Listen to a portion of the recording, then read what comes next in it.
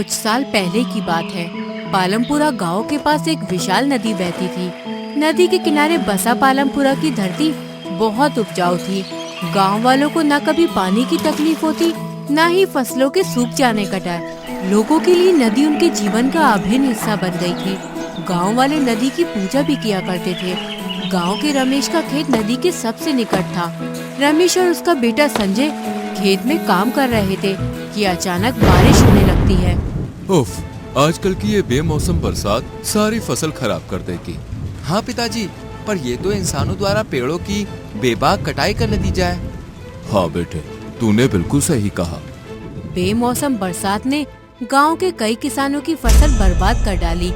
गांव वाले बहुत परेशान थे। गांव में पंचायत बुलाई गई। ये बेमौसम बारिश की समस्या कोई नई नहीं है भाई और बहनों, फिर भी यदि आपके पास इससे बचने का कोई उपाय है तो बताओ। अरे क्यों ना हमारे किसान भाई बारिश से पहले अपनी फसलों को प्लास्टिक की शीट से ढक दें। फसलों को ढकने से भी कुछ खास फर्क नहीं पड़ेगा सुपर्णा जी। सही कहा रमेश, किसी के पास और कोई उपाय? सब चुप हो गए। अंत में पंचायत खत्म हुई, पर कोई भी उपाय न निकल सका। सब घर को निराश होकर लौट गए। एक दिन धनीराम मुखिया ने महायज्ञ करने का तय किया। यह करने से शायद हमारी समस्या दूर हो जाए। ये सोचकर उसने पूरे गांव वालों को यज्ञ पर आने को आमंत्रित किया। रमेश का घर। काश होने वाले यज्ञ से ये बेमौसम बरसात थम जाए। आशा तो यही है, बाकी ऊपर वाले की मर्जी। मुझे तो लगता है कि पिछली बार हमने खिलखिलाती हुई धूप 1-2 हफ्ते पहले देखी थी। हाँ बेटा, हो सकता है भगवान हमारी परीक्षा ले रहा हो। हमें बस हिम्मत नहीं हारनी है। यज्ञ को लेकर गांव वालों के मन में एक आशा की किरण जाग उठी थी और आखिर में यज्ञ का दिन आया। नदी के पास वाले खेत में यज्ञ के लिए जगह बनाई गई। सब अपने घर से यज्ञ में लगने वाला सामान लेकर पंडित को देते हैं और यज्ञ बहुत ही सफलता पूर्वक संपन्न होता है। लोगों के मन में थोड़ी तसल्ली होती है, पर शायद नियति को कुछ और ही मंजूर था। यज्ञ होने के अगले दिन बाद ही बारिश और तेज हो गई। लगातार बारिश होने की वजह से ठंड भी बहुत बढ़ गई और नदी में खूब पानी भर गया। मुखिया ने एक दफा फिर गांव वालों को अपने घर बुलाया। ये बहुत मुश्किल घड़ी चल रही है दोस्तों। मेरी आपसे विनती है कि आप लोग जितना हो सके उतनी एक दूसरे की मदद करें। मुखिया जी, गांव वाले बहुत ही डरे हुए हैं। कुछ लोगों ने तो कुछ दिनों के लिए गांव को अलविदा ही कह दिया है। जाने दो उन्हें, हम लोग कहीं नहीं जाने वाले। जिस गांव की धरती ने हमें इतना कुछ दिया, उसे हम ऐसे कैसे छोड़ सकते हैं? यदि मैं अकेला भी पड़ जाऊं इस गांव में, मैं फिर भी नहीं जाऊंगा। वाह रमेश, क्या बात है। दोस्तों, मैं चाहता हूं कि आप भी रमेश की तरह हिम्मत बनाए रखें। लोग डरे हुए थे, पर उन्होंने मुखिया की बात मान ली और सब एक दूसरे की मदद करने लगे। किसी ने अपने मवेशी पड़ोसी के घर बांध दिए, किसी ने अनाज दान किए तो किसी ने गर्म कपड़े, और सबने बड़ी बहादुरी से मिलकर कुछ दिन गुजार दिए। 2 दिन बाद रमेश बढ़ती बारिश के कारण नदी का जायजा लेने बारिश में ही नदी के किनारे निकल पड़ा। नदी का हाल देख रमेश का दिल दहल गया। नदी खतरे के निशान से बहुत ऊपर आ चुकी थी। नदी के पानी में मानो समुद्र जैसी लहरें उठ रही थी और तेज बर्फीली हवाएं भी हड्डियां जमा देने को तैयार थी। रमेश को पता चल चुका था कि गांव में बाढ़ आ सकती है। वो तेजी से गांव की तरफ भागा और सबको चिल्ला चिल्ला कर बाढ़ के लिए सतर्क रहने को बोल दिया। लोग अपनी छत पर बाढ़ से बचने को चले गए। गांव के घरों की छत से नदी का नजारा दिखाई पड़ता था। गांव के लगभग सभी लोग अपनी छतों पर आ गए। कुछ देर बाद छत से लोगों ने नदी की सबसे दूर वाली धारा पर एक विशाल लहर आती देखी। मानो नदी अपने अंदर विनाश का रूप लिए तेजी से दौड़ रही हो। गांव का डूबना मानो तय हो गया था। निचले हिस्से में रहने वाले लोगों को नदी निकल गई। रमेश और उसका परिवार छत से यह भयानक दृश्य अपनी आंखों से देख रहा था। मुझे अभी भी तुझ पर भरोसा है ऊपर वाले, हमारी रक्षा कर। अचानक गांव में पीछे से तूफान के आने की आहट आई। सब अपने घर में छुप गए। तूफान ने नदी की धारा ही मोड़ दी। इतनी तेज हवा से लकड़ी की कुछ छतें भी उड़ गईं। तूफान ने मानो नदी में उठ रही लहरों को शांत कर दिया। तूफान का आना किसी चमत्कार से कम नहीं था। कुदरत का कहर खत्म होने के अगली ही सुबह नदी की धारा मुड़ जाने के कारण पालमपुरा गांव बच गया। नदी में गिर गए लोगों को नदी ने किनारे पर लाकर पटक दिया, पर उन लोगों को एक खरोच भी नहीं आई। नदी में गिरे लोगों ने बताया कि नदी की ऊंची लहरों ने उन्हें नदी के अंदर पड़े पत्थरों से बचा लिया। कुछ लोग बेहोश हो गए थे, पर बाद में उन्हें भी होश आ गया। प्यारी सी धूप खिल उठी, जिसे देख गांव वालों को ऐसा लगा कि उनकी बेरंग जिंदगी में रंग बिरंगे फूल खिल उठे हों और एक दफा फिर से गांव में सुख और चैन की जिंदगी लौट आई। रामपुर नाम के गांव में सुरेश नाम का एक व्यक्ति अपनी पत्नी सुनीता और बेटे लालू के साथ रहता था। गांव में उसका खिचड़ी का एक स्टॉल था। उसकी पत्नी सुनीता जल्दी सुबह उठकर उसे गर्मा गर्म खिचड़ी बनाकर देती और वो गांव में अपना ठेला लगाकर उस खिचड़ी को पूरा दिन बेचता। गांव वालों को उनकी खिचड़ी बहुत ही स्वादिष्ट लगती थी, इसलिए शाम होने पर सारी खिचड़ी खत्म हो जाती। सुरेश की खिचड़ी बहुत अच्छी तो थी ही, पर वो स्वभाव का भी बहुत अच्छा था। उसके ठेले पर कोई भी भूखा जरूरतमंद उससे खाना मांगता तो वो उसे मुफ्त में ही उसे खाना दे देता। एक दिन सुरेश के ठेले पर एक बूढ़ा व्यक्ति आया। उसे देखकर लग रहा था मानो वो कई दिन से भूखा हो। इस भूखे को खाना खिला दो भैया, भगवान तुम्हारा भला करेगा। मैंने 4 दिन से कुछ भी नहीं खाया, मुझे खाने को दोगे तो तुम्हारी बहुत मेहरबानी होगी। अरे आप एक काम करिए, ये मेरे टेबल पर बैठ जाइए। आपकी तबीयत बहुत खराब लग रही है, मैं अभी आपके लिए गर्मा गर्म खिचड़ी लाता हूँ। सुरेश उस बूढ़े के लिए खिचड़ी गरम करता है और वो व्यक्ति उन खिचड़ी को खाकर बहुत खुश होता है और सुरेश को कहता है, तुम तो एक नेक इंसान हो बेटे, तुमने एक भूखे को खाना खिलाया है, तुमने आज पुण्य का काम किया है। तुम्हारी इस अच्छाई का फल तुम्हें एक दिन जरूर मिलेगा। तुम देखना भगवान तुम्हें जल्द ही ढेर सारी खुशियां देगा। धन्यवाद दादाजी, आपने मुझे अपना आशीर्वाद दे दिया, मेरे लिए यही बहुत है। ये लीजिए, मैंने आपके लिए और एक प्लेट खिचड़ी पैक कर दी है, जब भी आपको भूख लगे तब खा लेना। बूढ़ा व्यक्ति यह देखकर बहुत खुश होता है और सुरेश को उनकी नेक दिली के लिए इनाम के रूप में उसे एक पोटली देता है और सुरेश को कहता है कि बेटा, मेरे पास ऐसा कुछ भी नहीं जो मैं तुम्हें दे सकूं, लेकिन तुम ये पोटली मेरी ओर से भेंट समझकर रख लो। अरे दादाजी, इसकी कोई जरूरत नहीं है, मुझे आपसे सच में कुछ भी नहीं चाहिए। और वैसे इस पोटली में क्या है? इसे रख लो बेटा, इसमें तुम्हारे मुश्किल समय में काम आने वाली चीज है। जब भी तुम्हारा बुरा वक्त आए तब इसे खोलना, तुम्हारा बुरा वक्त तुरंत ही चला जाएगा। ठीक है दादाजी, आप इतना कह रहे हो तो मैं इसे रख लेता हूँ और वादा करता हूँ जब इसका टाइम होगा तभी मैं इसे खोल कर देखूंगा। तुम बहुत अच्छे इंसान हो, तुम ऐसे ही जरूरतमंद लोगों की मदद करना। तुम जितनी लोगों की मदद करोगे, एक दिन भगवान तुम्हें उतना ही आगे ले आएगा। उस बूढ़े व्यक्ति की बात सुनकर सुरेश को बहुत अच्छा महसूस होता है और वो बड़े ही प्यार से उस पोटली को अपनी पत्नी को घर आकर देता है और उसको उस दादाजी के बारे में बताता है और उसकी पत्नी उसे संभाल कर रख देती है। अगली सुबह सुरेश फिर से हर रोज की तरह ही अपनी आमदनी बढ़ाने निकल जाता है। देखते ही देखते कई दिन और कई महीने गुजर जाते हैं और अब गांव में सुरेश की तरह और भी खिचड़ी बेचने वाले आ जाते हैं। इन सब की वजह से सुरेश का धंधा अब मंदा हो गया था और सुरेश के सर पर घर का राशन और लालू की पढ़ाई के पैसे भी खत्म होने को थे। एक दिन सुरेश अपना दुखी चेहरा लेकर घर आता है। सुरेश को इतना दुखी देखकर सुनीता उनसे पूछती है, अरे आपने इस तरीके से अपना मुंह क्यों लटकाया है जी? क्या हुआ? आपकी तबीयत कुछ ठीक नहीं लग रही, बताइए मुझे, क्या बात है? क्या बताऊं सुनीता, तुम तो जानती हो बाजार में अब बहुत सारे दुकानदार आ गए हैं, जिसके कारण हमारी कुछ खास कमाई नहीं हो रही। आज भी खिचड़ी खराब ना हो इसलिए मुझे खिचड़ी सबको मुफ्त में बांटनी पड़ी। मेरे पास इतने पैसे भी नहीं है कि मैं अपनी बड़ी सी दुकान खोल सकूं।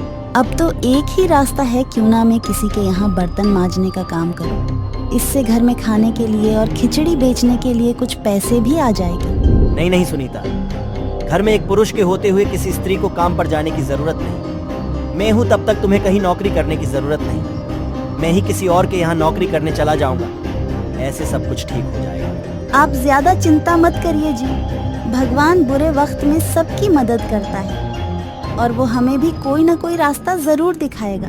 है माँ और पिताजी, भगवान सब कुछ ठीक कर देंगे।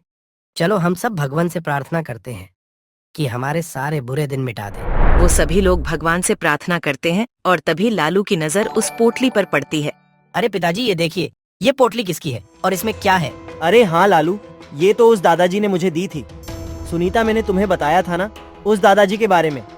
उसने मुझे कहा था कि तुम्हारे बुरे दिन चल रहे हो तभी इसे खोलना और तुम्हारे सारे बुरे दिन चले जाएंगे।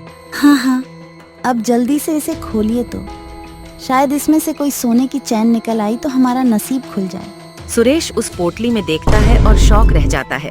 उसके हाथ में से वो पोटली सुनीता ले लेती है और वो भी शॉक हो जाती है। अरे माँ और पिताजी मुझे बताए ना, क्या है उस पोटली में? मुझे भी तो जानने का मौका मिलना चाहिए कि नहीं। अजी ये तो खिचड़ी में डालने वाला मसाला है, इसका हम क्या करेंगे?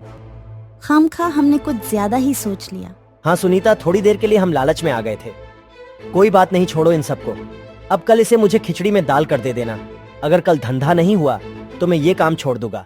अगले ही दिन सुरेश सुबह होते ही अपनी मसाले वाली खिचड़ी को लेकर निकल जाता है। सुरेश के ठेले के साइड में 2 लोग खड़े हुए थे और बात कर रहे थे। अरे मुकेश, चलना, आज हम इस सुरेश की खिचड़ी टेस्ट करते हैं। रोज रोज एक ही जगह खा के परेशान हो गए हैं। अब खिचड़ी का कोई अच्छा स्वाद भी नहीं आता। शायद सुरेश की खिचड़ी में कोई स्वाद मिल जाए तो मजा आ जाए। हाँ रमेश, ये सुरेश की खिचड़ी थोड़ी महंगी भी है, शायद कुछ अच्छा स्वाद मिल जाए तो। वो दोनों उस खिचड़ी को खाते हैं और उसे खाकर वो बहुत ही खुश हो जाते हैं। उसे खिचड़ी इतनी अच्छी लगी कि वो चिल्ला चिल्लाकर सबको बताने लगे और सबको इकट्ठा करके खिचड़ी की तारीफ करने लगे। सबने उनकी बात मान ली और खिचड़ी को खाने लगे और वो भी खिचड़ी की तारीफ करने लगे। थोड़ी ही देर में खिचड़ी खत्म हो गई और पूरे महीने में जितनी कमाई नहीं हुई उतनी आज आधे ही दिन में उसकी कमाई हो गई। उसने सोचा कि अभी आधा दिन और है तो वो दोबारा घर जाकर खिचड़ी लेकर आता है और आज ही ज्यादा कमाई कर लेता है। फिर वो घर के लिए निकल जाता है। घर पहुंचते ही सुरेश, अरे सुनीता, ओ सुनीता, जरा मुझे और खिचड़ी देना तो। आज जितनी खिचड़ी ले गया वो सबको बहुत अच्छी लगी। जरूर ये उस दादाजी के मसाले का असर है और ये तो जादुई खिचड़ी है जी, क्योंकि मैंने जिस बर्तन में खिचड़ी बनाई थी वो बर्तन अब खाली ही नहीं होता। खिचड़ी निकालने पर और खिचड़ी आ जाती है उसमें। अरे वाह, लगता है भगवान भी यही चाहते हैं कि हमारे बुरे दिन चले जाए। लाओ, मुझे जल्दी से वो बर्तन ही दे दो, वही लेकर मैं बेचने चला जाता हूँ। सुरेश उस बर्तन को अपने कंधे पर रखकर फिर से बाजार जाता है कि तभी रास्ते में उसे एक अपाहिज लड़का मिलता है। अरे मालिक, कुछ खाने को दे दो, 2 दिन से कुछ नहीं खाया और ये मेरा एक पैर भी मुड़ा हुआ है जिसके कारण कोई मुझे काम पे भी नहीं रखता। सुरेश मन ही मन सोचता है, मैं इस बच्चे को थोड़ी खिचड़ी दे दूंगा तो कम तो होने नहीं वाली। थोड़ी सी खिचड़ी दे ही देता हूँ बेचारे को। सुरेश उसे थोड़ी खिचड़ी दे देता है। वो लड़का जैसे ही खिचड़ी खाता है वैसे ही उनका पैर ठीक हो जाता है। ये देखते ही सुरेश की आंखें फटी की फटी रह गईं। अरे मालिक, आपने तो मुझे ठीक कर दिया। ये खिचड़ी तो जादुई है, जादुई। सुरेश को तुरंत ही समझ आ गया कि खिचड़ी जादुई है और वो उस लड़के से कहता है, लड़के, जाओ गांव में सबको बता दो, इस खिचड़ी को जो भी खाएगा उसकी बीमारी ठीक हो जाएगी। और सबको बता देना, अब ये खिचड़ी के भाव भी बढ़ चुके हैं। सुरेश अब खिचड़ी को ज्यादा दाम पर बेचने लगा और वो लड़का भी अब सुरेश की बातें गांव-गांव में करने लगा, जिससे सुरेश के यहाँ खिचड़ी खाने वाले लोगों की तादाद बहुत ही ज्यादा बढ़ गई। कुछ ही दिनों में उसका नाम गांव-गांव में फैलने लगता है और वो फेमस हो जाता है। गांव के कई बीमार लोग उसकी खिचड़ी खाकर ठीक हो जाते हैं और अब तो सारे हॉस्पिटल के दर्दी भी सुरेश के यहाँ खिचड़ी खाने आने लगते हैं। देखते ही देखते वो जादुई खिचड़ी बेच के गांव का सबसे अमीर आदमी बन जाता है। अब तो उसने एक बड़ा सा होटल भी खोल लिया था और ज्यादा दाम पर बेचने से वो पैसे भी ज्यादा कमा रहा था। अब तो उसे इतना घमंड आ जाता है कि वो किसी गरीब को मुफ्त में भी अपनी खिचड़ी नहीं देता। एक दिन एक बूढ़े पति पत्नी आते हैं और दादी जी कहती है कि अरे बेटा, 4 दिनों से हमने कुछ भी नहीं खाया, हमें कुछ खाने को दे दो तो तुम्हारी बड़ी मेहरबानी होगी। ये सुनकर सुरेश आग बबूला हो जाता है और उसे कहता है, मैंने यहाँ धर्मशाला खोल रखी है क्या कि कोई भी मुंह उठाकर चला आता है? अगर ऐसी तरह मैं तुम सबको मुफ्त में बांटता रहूंगा तो मैं कमाऊंगा क्या? पैसे कहाँ से लाऊंगा? अरे बेटे, ये तुम क्या कह रहे हो? मेरे पति ने तो कहा था तुम एक नेक दिल इंसान हो। उसने कहा था कि तुमने उसे एक दिन मुफ्त में खाना देकर उनकी मदद की थी।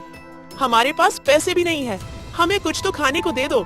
तुम्हारे पास पैसे नहीं है तो किसी से भीख मांग कर लाओ या कमा कर लाओ। मैं मुफ्त में तुम्हें एक दाना भी नहीं दूंगा। आप बोलते क्यों नहीं? आप बताइए ना, उस दिन आपको इसी ने खाना खिलाया था ना? ये तो बहुत बदतमीज है। लगता है आपको कोई गलतफहमी हुई थी। ये नेक दिल इंसान नहीं हो सकता। उसकी बात सुनकर सुरेश उस आदमी को देखता है और उसे याद आता है कि उसी आदमी के कारण आज वो धनवान है। उसी ने तो उसको वो मसाले की पोटली दी थी जिसे ये जादुई खिचड़ी बन पाई है। मैं तो समझता था कि तुम आज भी एक नेक दिल इंसान होंगे जैसे कि पहले थे, लेकिन पैसे की वजह से तुम अंधे और अहंकारी हो गए हो। लेकिन याद रखना बेटे, जो तुम्हें धनवान बना सकता है वो एक ही पल में तुम्हारे पास से सब कुछ छीन भी सकता है। चलो भाग्यवान, यहाँ से चलते हैं। दादाजी की बात सुनकर भी सुरेश को कोई पछतावा नहीं होता। वो अब किसी भी गरीब की मुफ्त में मदद नहीं करता और थोड़े दिन ही उसका होटल अच्छा चलता है। लेकिन फिर कुछ दिनों बाद उसका अच्छा खासा काम बिल्कुल ही ठप पड़ जाता है और पूरे दिन में कोई भी उसके होटल में नहीं आता और कुछ ही समय में लेनदारों को पैसे चुकाने के चक्कर में उसे वो होटल बंद करना पड़ता है। ऐसे ही उसके सारे बचत किए पैसे खत्म हो जाते हैं। अब उसकी परिस्थिति पहले की तरह हो गई और पैसों की तंगी होने लगी और अब उसे अपनी गलती का एहसास होता है और वो भगवान से अपने पापों को प्रायश्चित करने का एक मौका मांगता है। फिर वो निराश होकर सो जाता है और अगले दिन अपनी पत्नी के गहने को बेचकर फिर से खिचड़ी का ठेला लगाता है। लेकिन कोई भी उसकी खिचड़ी खाने नहीं आता कि तभी एक दिन उसे बाजार में वही बूढ़ा इंसान दिखाई पड़ता है। सुरेश तुरंत ही दादाजी के पैरों में पड़कर माफी मांगने लगता है। तभी बूढ़ा आदमी उसे उठाता है और उसे कहता है, मैंने तुमसे कहा था ना कि तुम किसी भी व्यक्ति को मदद के लिए मना मत करना। तुम एक नेक दिल इंसान हो। तुम्हारी ईमानदारी देखकर ही मैंने तुम्हें वो मसाले की पोटली दी थी। लेकिन पैसा आते ही तुम भी बाकी सब की तरह अहंकारी हो गए। और ये जरूर याद रखना, भगवान उसी इंसान की मदद करता है जो जरूरतमंदों की मदद करता है। भगवान ने तुम्हें एक मौका दिया था, लेकिन तुमने अहंकार में आकर वो सब कुछ गवाह दिया। आपने सच कहा दादाजी। अचानक से इतने सारे पैसों को देखकर मैं अपना आपा खो बैठा था और अहंकार को अपने ऊपर रखा था। मुझे माफ कर दीजिए दादाजी। सुरेश की बात सुनकर दादाजी वहाँ से चले जाते हैं और अगले दिन सुनीता उस पोटली को देखती है तो उसमें खिचड़ी के मसाले होते हैं।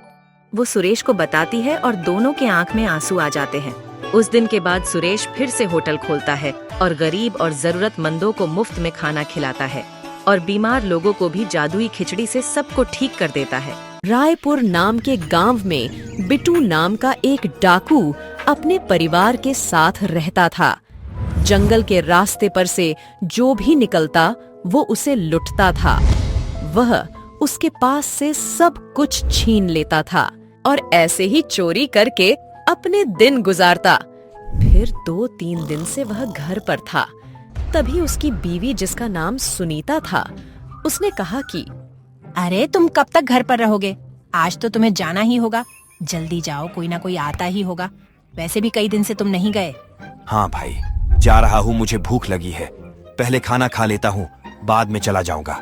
खाना कब से तैयार ही था। अब इसे साथ ले जाओ और वहीं कहीं खा लेना। अच्छा ठीक है, पर तुम्हें मेरे साथ नहीं आना? नहीं, मैं भाग नहीं सकती, कहीं पकड़ी गई तो। तुम ही जाओ और मेरे लिए आज हीरे का हार लाना। अरे ये सब मैं थोड़ी ना बनाता हूँ। मुझे ऐसे लोगों को लूटना होगा जो हीरे का हार पहनते हैं। तो बिट्टू चोरी करने निकल जाता है। वो एक पेड़ के पास छुप जाता है। अरे मेरी बात सुने रामू काका, आप जरा संभल के जाइएगा। आपके पास बहुत सारे पैसे हैं और गांव जाते समय ध्यान से जाना, क्योंकि यहाँ बहुत सारे डाकू लुटेरे घूम रहे हैं। ठीक है, ये मेरे लिए कोई नया रास्ता नहीं है। मैं अब तक न जाने कितनी बार इस रास्ते से आया हूँ और गया हूँ, समझे? आप मुझे अपने साथ नहीं ले जाना चाहते, पर मैंने सुना है कि जंगल के उस रास्ते पर 3 दिन पहले कुछ लुटेरे दिखे थे, तो अपना ध्यान रखना। मेरी फिक्र मत करो, मैं पहुंच जाऊंगा। अब मैं चलता हूँ। रामू काका निकल जाते हैं और उसी जंगल के रास्ते पर पहुंचते हैं जहां बिट्टू किसी के आने का इंतजार कर रहा था। फिर बिट्टू रामू काका को छुरा दिखाकर रोक लेता है। हे, तुम्हारे पास जो भी है वह निकाल कर मुझे दे दो। नहीं, मेरे पास कुछ भी नहीं। मेरे जैसे गरीब के पास क्या होगा? ये तुम्हारे ठेले में क्या है? मुझे दो, मैं देखना चाहूंगा। कुछ भी तो नहीं भैया, रास्ते में खाने के लिए खाना ही ले जा रहा हूँ। झूठ बोल रहे हो। मैं उस ठेले की बात कर रहा हूँ जो तुमने पीछे छुपा कर रखा है।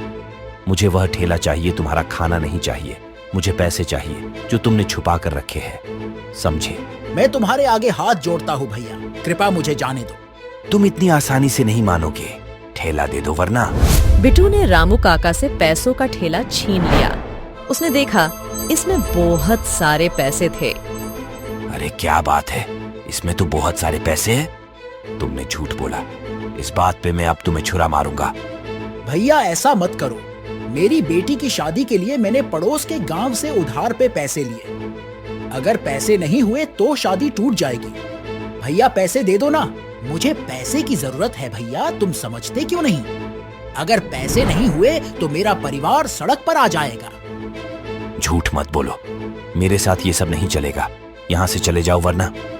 छुरा अंदर गया तो बहुत दर्द होगा। रामू काका डर के मारे जान बचाकर भागने लगते हैं और बिट्टू बड़ी खुशी से घर आता है। क्या बिट्टू, आज फिर से चोरी करके आए हो क्या? हाँ बूढ़े, आज तो बहुत सारे पैसे मिले। एक ऐसा बंदा मिला जिसकी बेटी की शादी के लिए वो पैसा ले जा रहा था। अरे ये क्या कर दिया? अब उस बेचारे का क्या होगा? ये तो बुरी बात है ना। जब आपने मुझे सिखाया तब बुरी बात नहीं थी। जब आप चोरी करते थे तब आपको बुरा नहीं लगता था। अब आए मुझे सलाह देने। मुझे इस बात का बुरा लगा, इसलिए तो मैंने ये काम छोड़ दिया। अब तुम भी ये काम छोड़ दो और कोई ढंग का काम करो। तुम्हारे पास खेत भी है, तुम खेती क्यों नहीं करते? तुम इतने लालची क्यों? मैंने तो तुम्हें बोल दिया जो बोलना था। अब तुम्हें जो करना हो वो करो और मरो। यह सब बात करने के लिए मेरे पास टाइम नहीं है। बूढ़े, चल हट मेरे रास्ते से। अपने पिता से बात करके बिट्टू घर में आता है। सुनो सुनीता, इसमें देखो बहुत पैसे हैं। अब एक सप्ताह के लिए मुझे जाने को मत कहना। वह तो ठीक है, पर तुम्हारा बूढ़ा पिता तुमसे क्या कह रहा था? तमीज से बात करो। उसे मैं बूढ़ा कहता हूँ क्योंकि उसने मुझे ऐसा बनाया। अब वो अच्छाई के रास्ते पर है, उसे छोड़ दो। क्या वह तुमसे पैसे मांग रहे थे? अरे नहीं, वह मुझसे चोरी करने से मना कर रहे थे। वो चोरी करने को पाप कहते हैं। उन्होंने छोड़ा क्योंकि वो अब बूढ़े हो गए हैं। उनकी बात पर ध्यान मत दो। तुम बच्चों के लिए कुछ लाए या खाली हाथ ही लौट आए हो? अरे उनके लिए एक जोड़ी कपड़े और मिठाई का डब्बा भी लाया हूँ। चलो उसे बुलाओ। मैं यहाँ हूँ पिताजी। अरे वाह, ये पिछली बार से भी ज्यादा अच्छे हैं पिताजी। अरे अच्छे ही होंगे ना, पिछली बार के कपड़ों से भी ज्यादा दाम पर लाया हूँ इसे। और ये तो देखो, मिठाई का डिब्बा भी है, खाओ इसे। हाँ पिताजी, ये मुझे बहुत पसंद है। पर इस बार आप जाओ ना पिताजी, तो मुझे भी आपके साथ ले चलना। मैं भी आपके साथ चलूंगा। नहीं बेटा, मैं नहीं चाहता कि तुम मेरी तरह बनो। वह दिन बिट्टू अपने परिवार के साथ बहुत खुशी से रहता है। एक हफ्ता बीतने के बाद बिट्टू हमेशा की तरह चोरी करने निकल पड़ता है। आज मुझे किसी नए रास्ते पर जाना चाहिए। सुना है कि उस रास्ते पर अब कोई नहीं आता।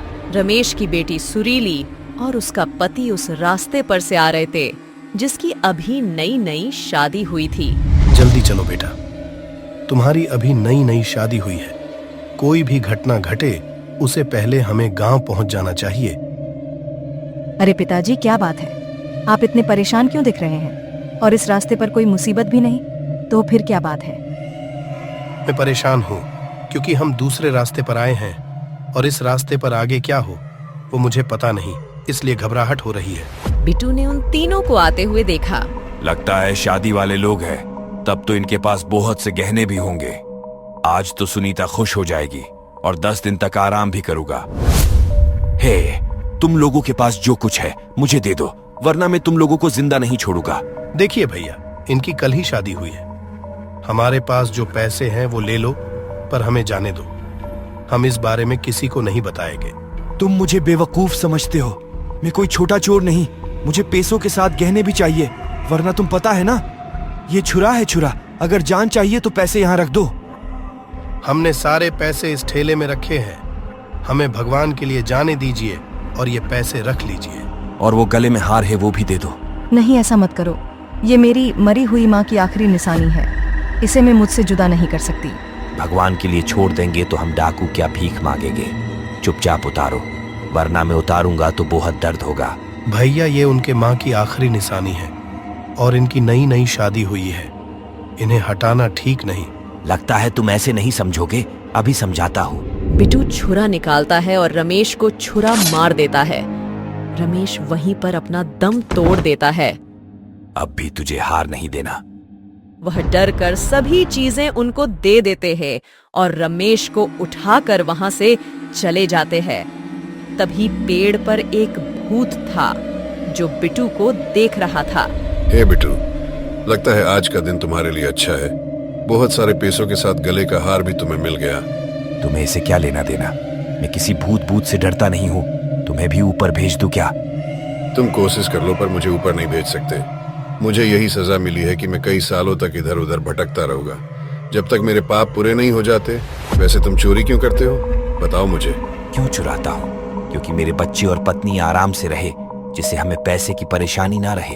तुमने परिवार के लिए किसी भले इंसान की जान ले ली, क्या तुम उनके लिए ये सब कर रहे हो? मेरी पत्नी कई दिनों से हीरो का हार मांग रही थी, इसीलिए मैंने ये सब किया। दोस्त, क्या तुम ऐसे ही पाप करते रहोगे?